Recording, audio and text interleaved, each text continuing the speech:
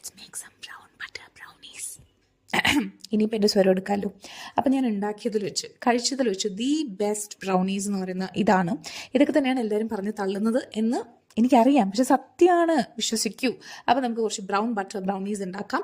ഇതിൻ്റെ ഇൻഗ്രീഡിയൻസ് ഒക്കെ കമൻറ്റ് ബോക്സിൽ കൊടുത്തിട്ടുണ്ട്. അതും കൂടി വളവള പറഞ്ഞു കഴിഞ്ഞാൽ സമയം പോകും.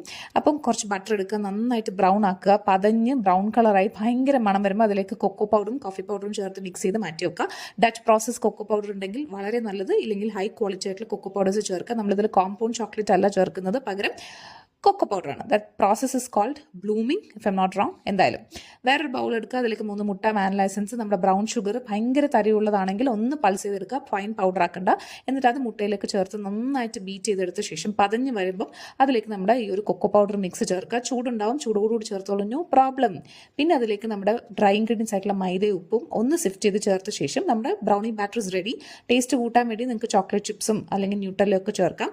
ഞാനതിൽ ഡാർക്ക് കോമ്പൗണ്ടും മിൽക്ക് കോമ്പൗണ്ടും ചോപ്പ് ചെയ്ത് ചേർത്തിട്ടുണ്ട്. 150 ഡിഗ്രി സെൽഷ്യസിൽ 25 മിനിറ്റ് ബേക്ക് ചെയ്തെടുക്കുക. 7 ഇഞ്ച് പാനിലാണ് ഞാൻ ബേക്ക് ചെയ്തെടുത്തത്. അടിപൊളി ബ്രൗണീസ് ആണ് മക്കളെ. ഞാൻ എന്തിനാണ് ഈ വോയിസ് സംസാരിക്കുന്നത് എനിക്ക് അറിഞ്ഞുകൂടാ. ബട്ട് ക്രിങ്കിളി ടോപ്പ് ഒന്നും എക്സ്പെക്ട് ചെയ്യേണ്ട, കാരണം നമ്മൾ കോമ്പൗണ്ട് അല്ലല്ലോ, പകരം കൊക്കോ പൗഡർ ആയതുകൊണ്ടാണ്. പക്ഷെ വളരെ ഡെൻസ് ആയിട്ടുള്ള യമ്മി ആയിട്ടുള്ള ബ്രൗണീസ് ആണ്.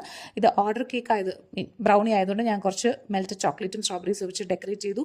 What are you looking at? Go and make.